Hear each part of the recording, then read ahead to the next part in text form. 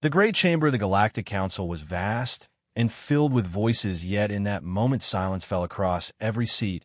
In every glowing I turned toward the center where the high speaker stood, holding a data crystal in his trembling hands, and for the first time in many cycles the oldest races of the stars felt a cold fear moving through their veins like ice.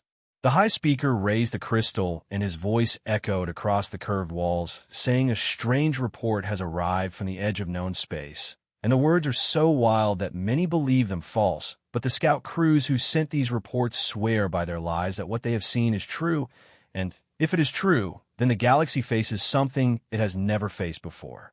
The council members whispered in many tongues, each voice filled with disbelief and unease, for the crystal spoke of a planet catalogued long ago, a planet so violent that the council had marked it unlivable, a world of storms and fire and endless hunger, a place where nothing could endure for long.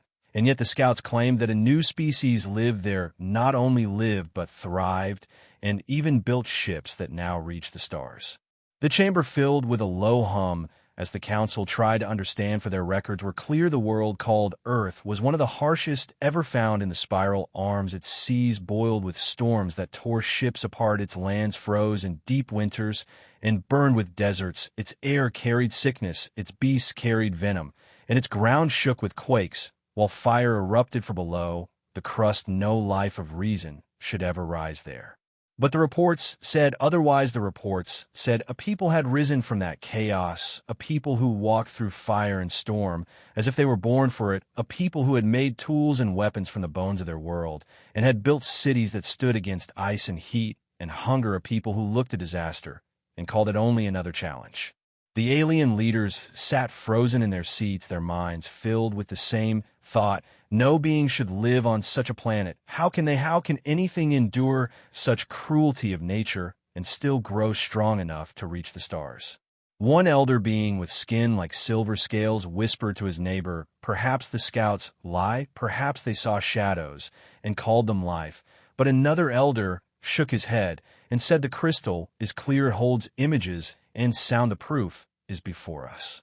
The high speaker touched the crystal, and the chamber lights dimmed as the images began to play above them, and the council saw mountains of ice taller than towers. Yet humans climbed them, laughing and shouting and planting flags on their peaks. They saw deserts where the sun beat down like a hammer, yet humans marched in armor across the sands, their bodies sweating, yet moving forward without fear. They saw oceans filled with storms that ripped metal apart, yet humans built vessels that cut through the waves and even rode the winds themselves.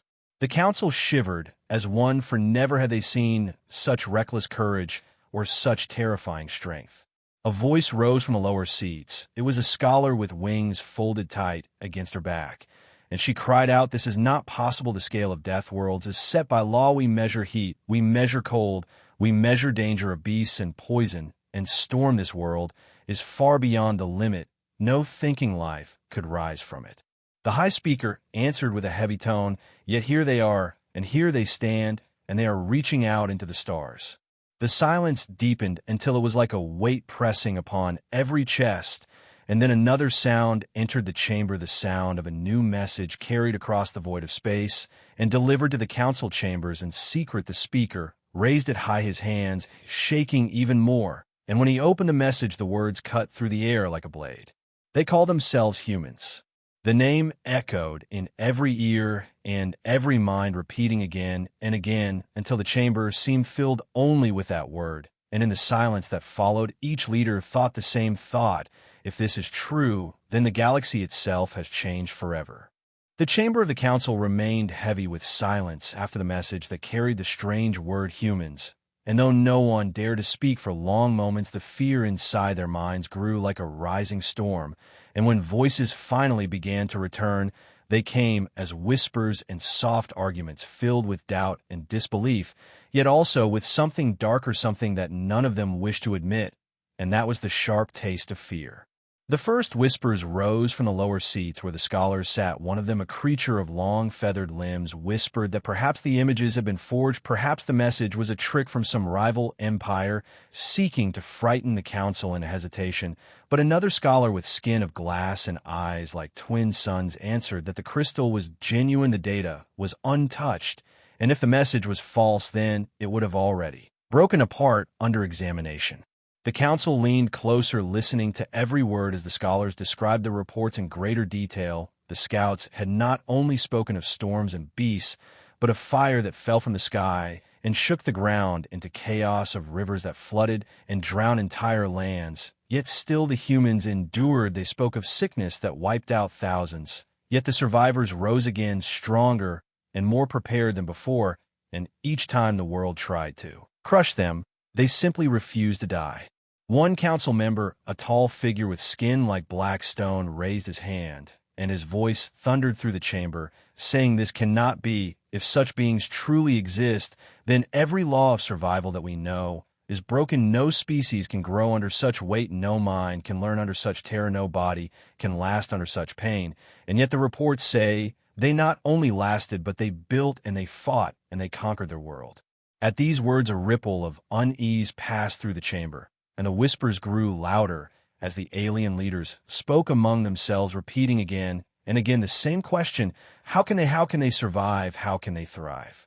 The high speaker lifted his hand, and the chamber fell into uneasy quiet once more, and he spoke of the other details in the message, details that made the silence even colder, for the humans were not hiding in caves or wandering in tribes. They had shaped metal into blades and fire into engines. They had lifted themselves into the sky and crossed their oceans with ships that clawed through the storms, and they had begun to reach into the black void itself with machines that carried them beyond their homeworld.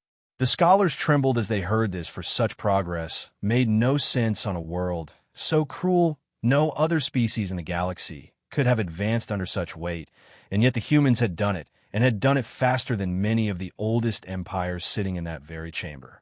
The council began to argue, the voices rising higher with each passing breath. Some said that the humans must be stopped before they left their home world and spread across the stars. Others said that to act against them would be to invite doom, for if they could survive such a place, then they might also survive every weapon the council could bring against them. And others still whispered that perhaps these humans could be allies if treated with care and respect, though even these hopeful voices trembled with fear. As the debate grew more heated, the high speaker raised another image from the crystal, and the chamber gasped as they saw what it contained. It was not only humans battling storms and climbing mountains now, it was humans fighting one another with weapons of fire and thunder. Their wars were shown in flashes of smoke and blood, and yet even after such horror, they rebuilt their cities higher and stronger, their machines faster and deadlier, and their voices louder and prouder.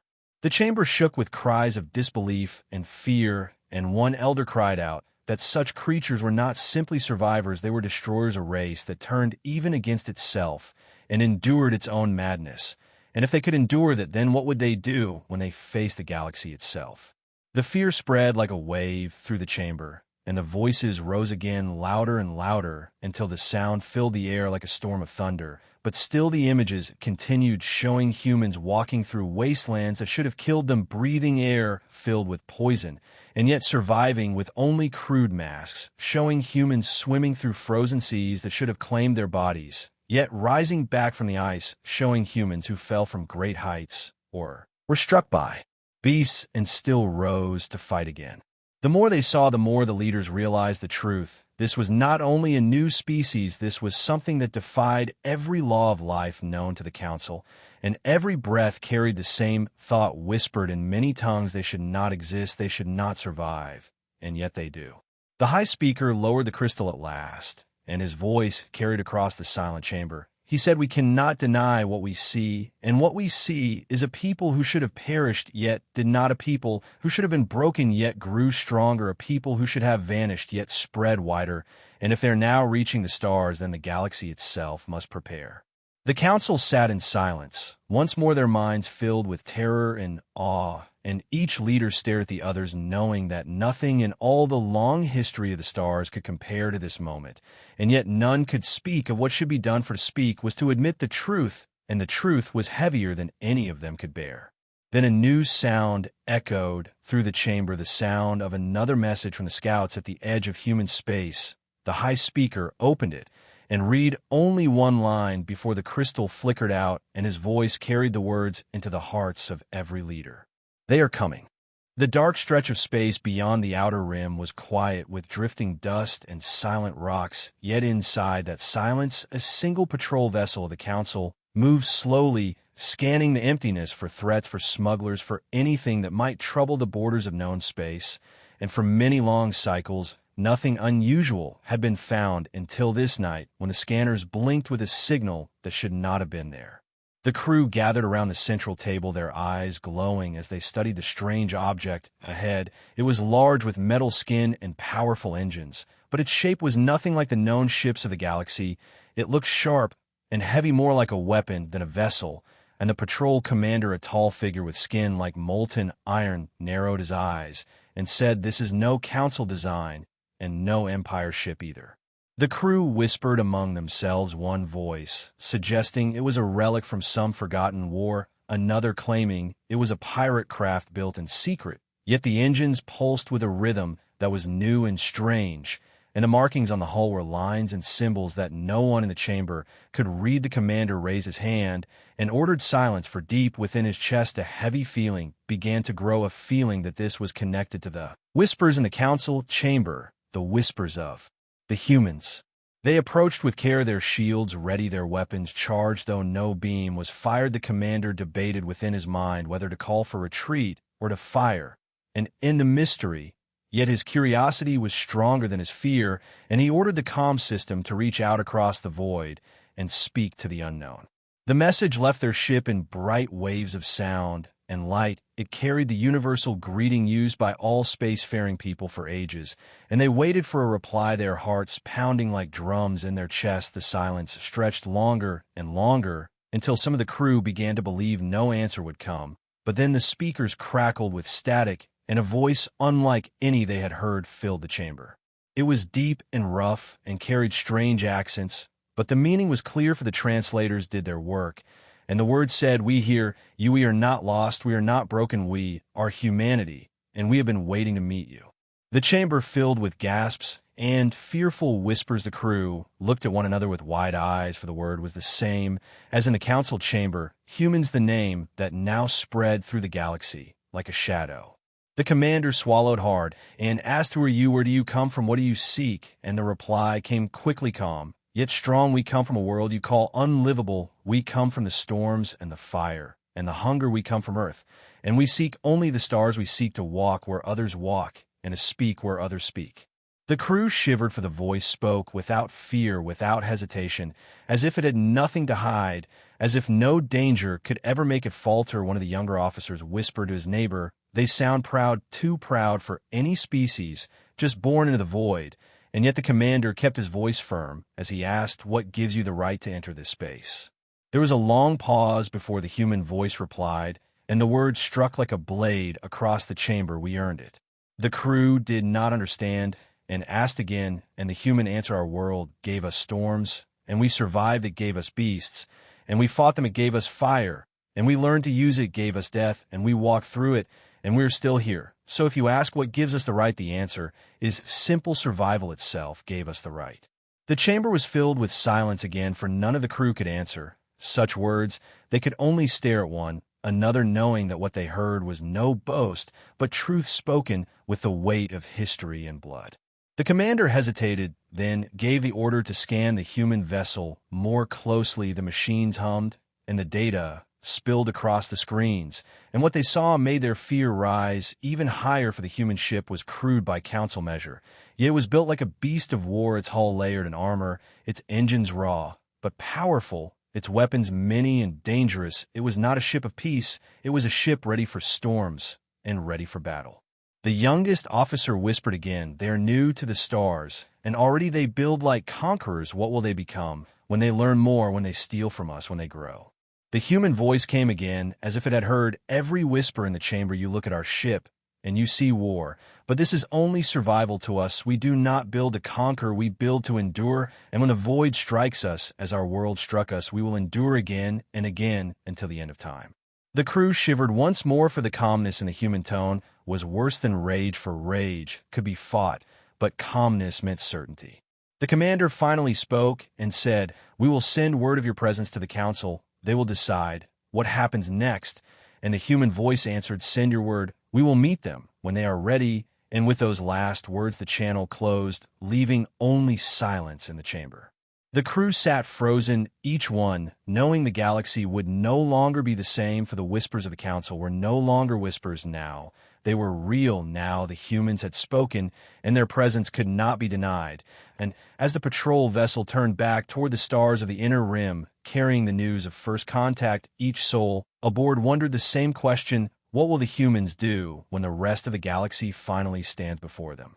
The Galactic Council chamber was heavy with dread as the first confirmed contact with the humans reached the highest seats of power. The images and the words from the patrol ship played again and again across the wide hall, and every leader watched in silence, unable to deny the truth that this new species was real and that they were already speaking with a voice too steady and too fearless for a people just stepping into the void. The High Speaker raised his hand and called for the council to hear the findings of the scientists who had studied the first fragments of human biology taken from scans and long-range captures. And when the scholars rose, their voices shook, though their words were steady, for the truth they carried was heavier than stone. The first scholar spoke of the human body and how it defied reason, for their bones were dense and strong enough to shatter under impact, yet mend themselves faster than expected. Their muscles were layered for endurance, and for sudden bursts of strength. Their hearts were engines that beat faster under stress, instead of slower, allowing them to run when others would collapse. Their lungs could draw in thin air or heavy air filled with smoke, and still they survived. The chamber whispered with unease as the second scholar spoke of their blood, which clotted with speed, and their skin, which scarred but did not easily tear. Their nerve carried pain, but instead of breaking under it, their bodies adapted to it. And the council heard with horror that many humans carried wounds that should have ended their lives, yet they walked and worked and even fought again.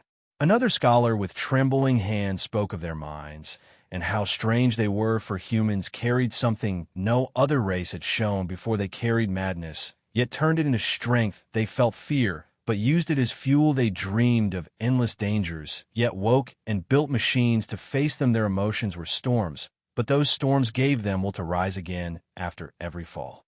The council was restless as the images of human wars and human struggles filled the air again, showing cities burning and yet rebuilt higher, showing lands torn by quakes and fire, and yet made into fields once more, showing oceans that swallowed fleets, yet could not break the people who built new ships and returned to the sea.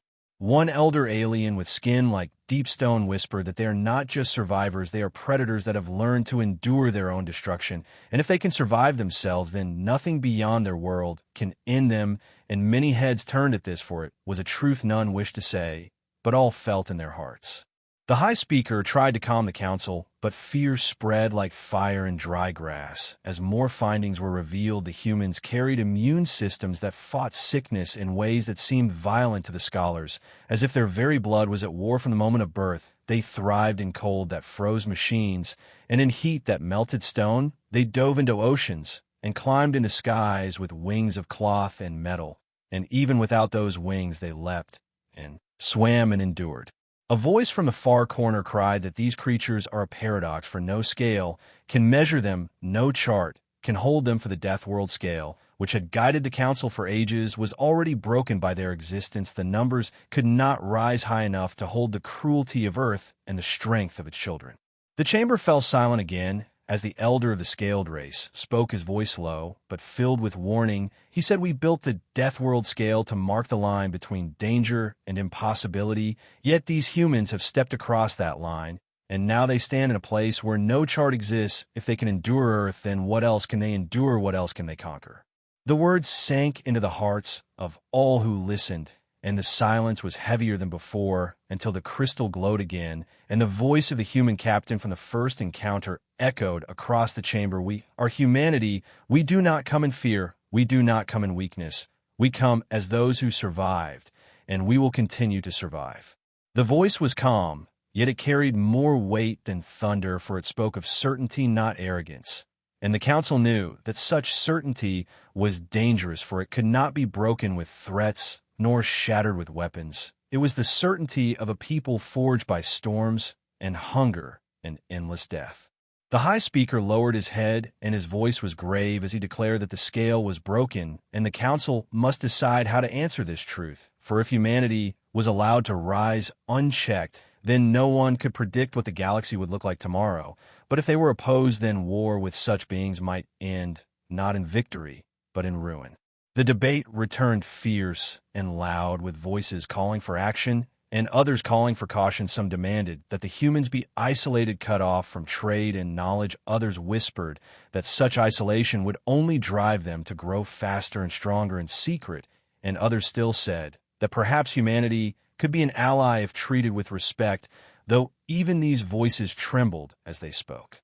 Through the storm of voices, the elder with silver scales whispered again, though this time his voice was heard by all. He said, "They are not just survivors, they are predators, and every predator has a hunger, and the question before us is not whether they will rise, for they already have. A question is only what they will hunger for next." The chamber shuddered as the words settled like heavy chains upon the hearts of every leader, and though the debate continued louder and louder, the truth was clear to all. The humans had broken the measure of Deathworlds and now stood beyond the known scale and beyond the reach of easy answers.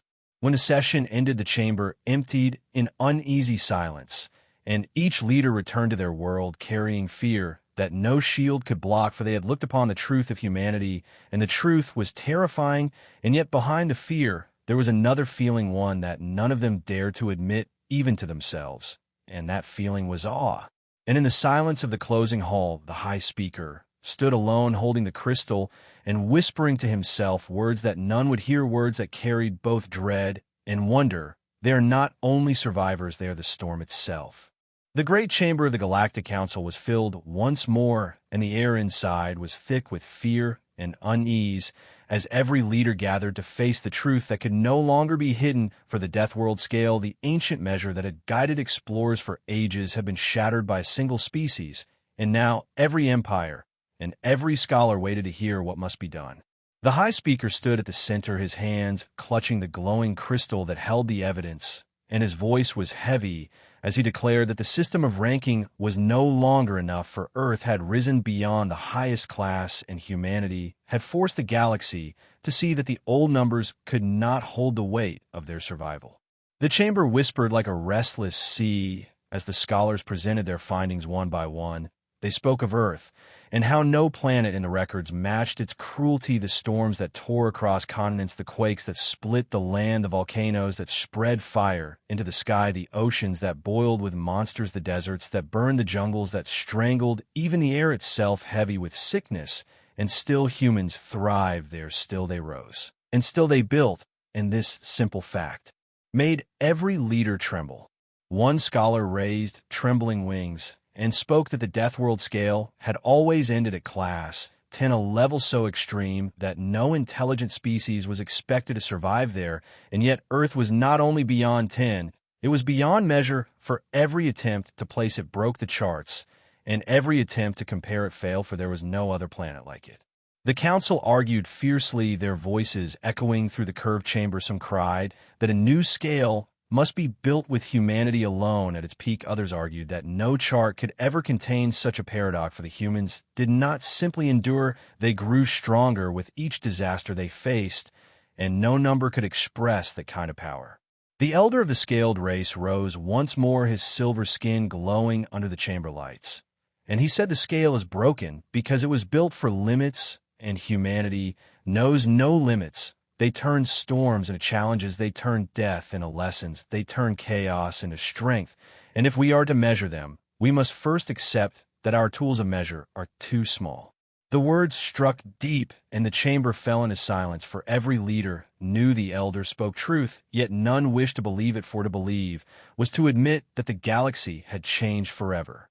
The high speaker lifted the crystal again, and images filled the air, showing humans who had crossed frozen tundra that could kill machines, showing humans who had climbed mountains taller than clouds and planted flags upon their peaks, showing humans who had sailed through seas that devoured fleets and still return alive, and every image carried the same message: the impossible had become real, and the real was humanity. The whispers grew into roars of fear. Some leaders demanded that humanity be watched at all times, others called for walls of fleets to surround their world, others even suggested destroying Earth before it was too late. Yet such words were heavy with dread, for none could deny the risk, for if humanity could survive Earth itself, then what weapon, what war, what punishment could ever break them? Amid the storm of voices, one scholar spoke with shaking breath, saying, "Perhaps the greatest danger is not what humanity does to us, but what they do to themselves, for if they are this strong against nature and against each other, then what will happen when they turn their full strength outward?" The thought chilled the chamber further, and the debate raged on until at last the high speaker raised his hand and demanded silence. He said the Deathworld scale was once a guide to explorers to warn them of danger and to keep them from folly, but now it stands as a lie, for it says that no world beyond Class 10 can raise life of reason. And yet humanity has proven it false, therefore the Council must act and must rewrite the scale. The words hung in the air, and every leader knew that history shifted in that moment, for what was once a tool of safety was now to be remade, not by scholars in peace, but by fear of a species that had broken the stars with their presence.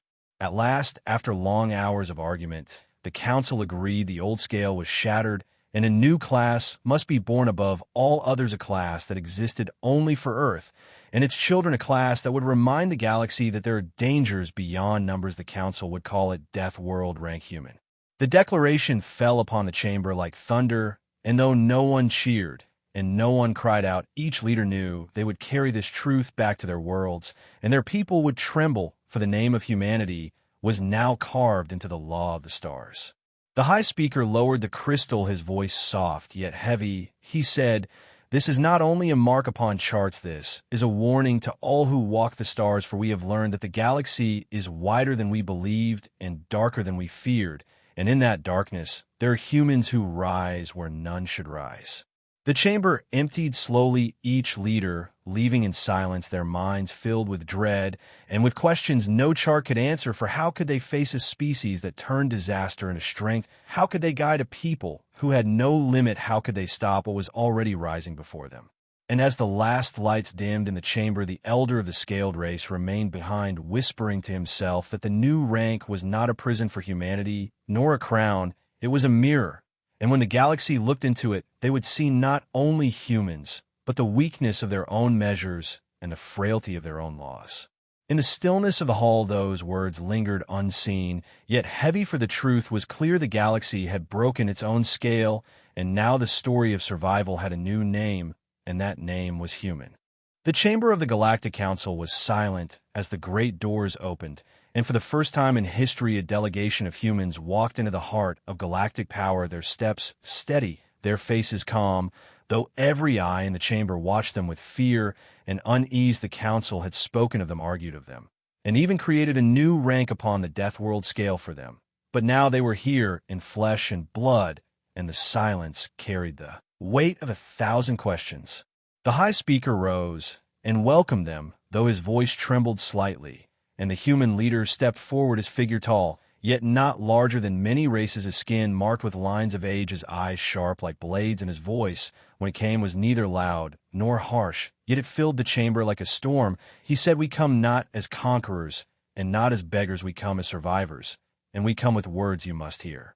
The chamber leaned forward, listening as the human began to speak of his world and the truth of it. He spoke of ice that covered the land for ages, yet his people endured. He spoke of deserts that stretched endless under suns that burned flesh, yet his people crossed them and built homes. He spoke of seas that rose in fury, swallowing entire towns, yet his people rebuilt upon the shore. He spoke of fire from mountains that tore the land apart, yet his people returned and tilled the soil again. The leaders shifted in their seats as the images appeared above the chamber, each one pulled from the human record storms that ripped through cities and left nothing but rubble, yet humans in their thousands returned with tools in hands and made the cities rise again, plagues that swept across the land, ending millions. Yet the survivors stood stronger and wiser and carved knowledge from pain wars that set fields aflame with iron and fire. Yet after the smoke cleared, the humans rebuilt once more. The human voice did not shake, it carried weight like stone, and he said, "You look at us, and you fear us, for our world forged us in ways that no other species has endured, and you wonder if we are destroyers. But listen well, for our warning is not of what we will do to you, it is of what the void and the stars will do to all of us."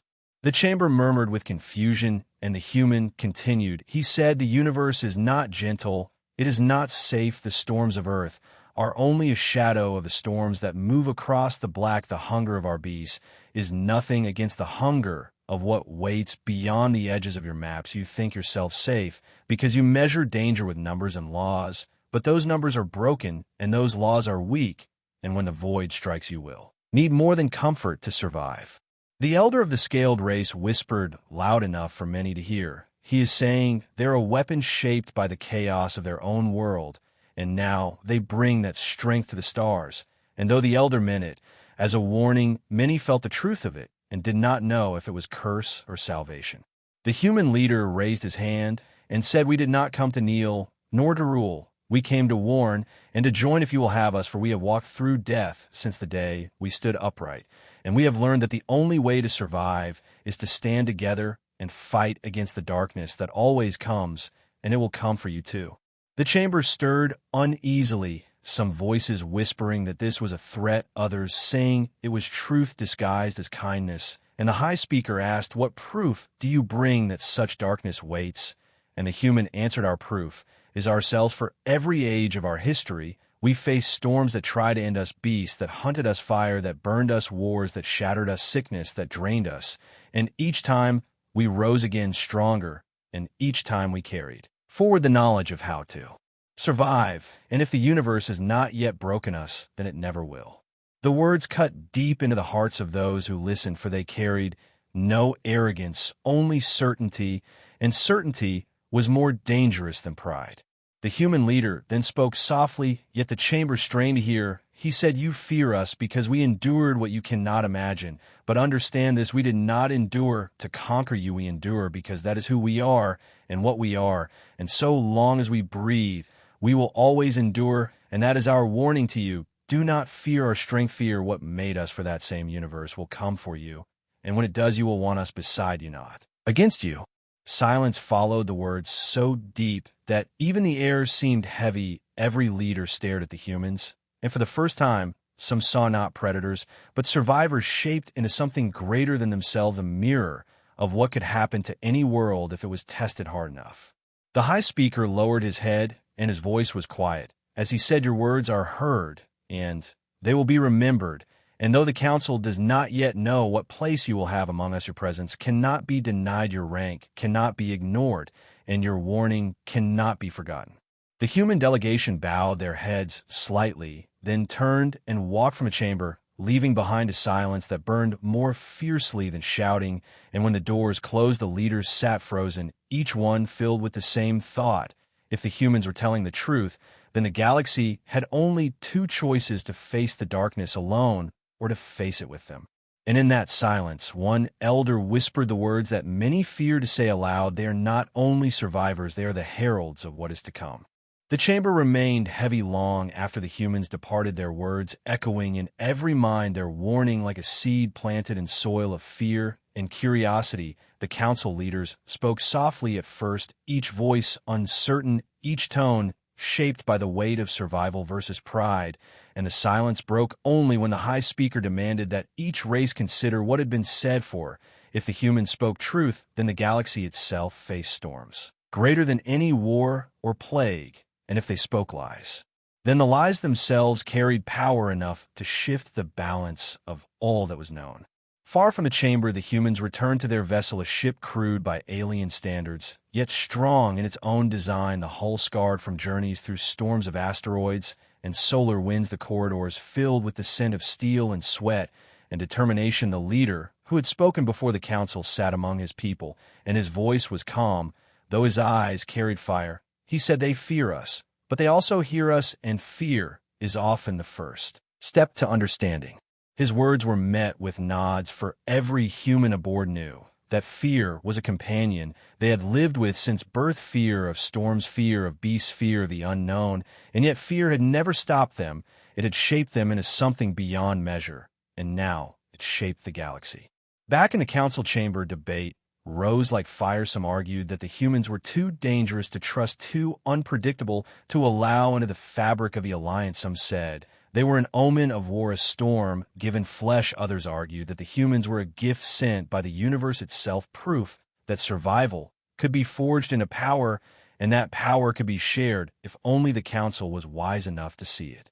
The High Speaker listened as voices clashed, the chamber filled with sound like thunder, and yet deep within his mind, he recalled the human leader's final words, "Fear what made us." And he wondered if the humans were not only survivors, but also messengers of the truth. The galaxy had long ignored the truth that the stars were not gentle and the void was not empty.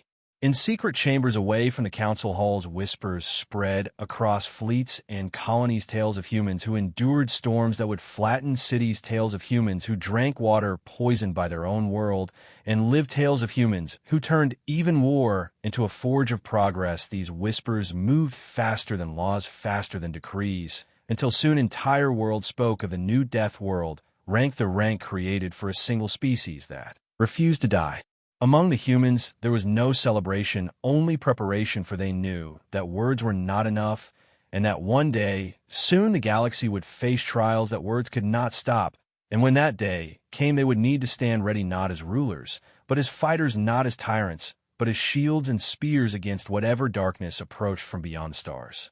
The first sign came sooner than many expected. Far beyond the mapped edges of known space, a listening station fell silent. Then another, and another, until a chain of silence stretched across the void. The council dismissed it as accidents, as failures of machines, but the humans who listened to the reports shook their heads and said, "This is the first shadow, and shadows only grow."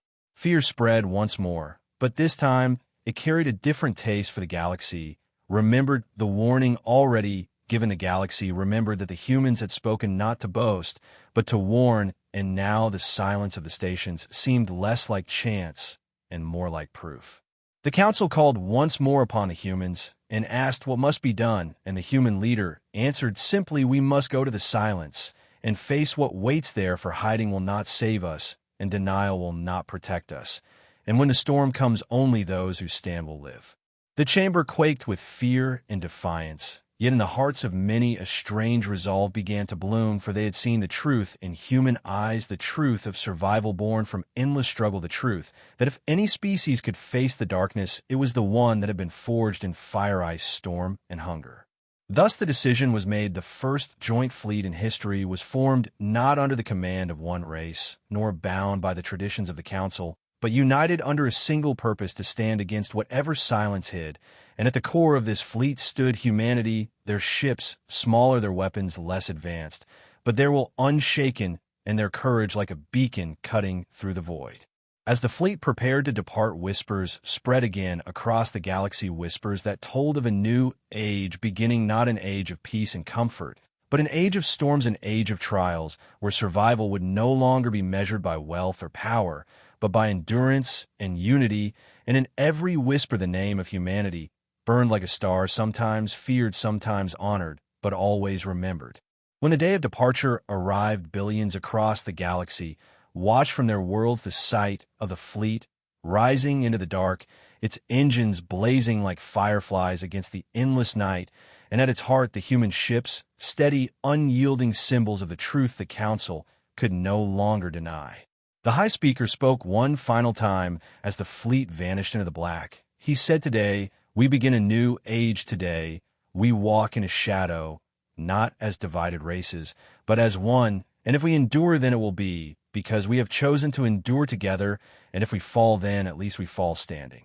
And far beyond in the human vessel, the leader looked at his people and said, This is only the beginning, for the universe has always tested us, and now it will test us again. But remember this: no matter what waits in the silence, no matter what storm comes, we are human, and we do not break. And so began the new age of the galaxy, an age written not by comfort, but by struggle, not by fear, but by the will to endure. And in every corner of the stars the words spread like fire. They call themselves humans, and they will never fall.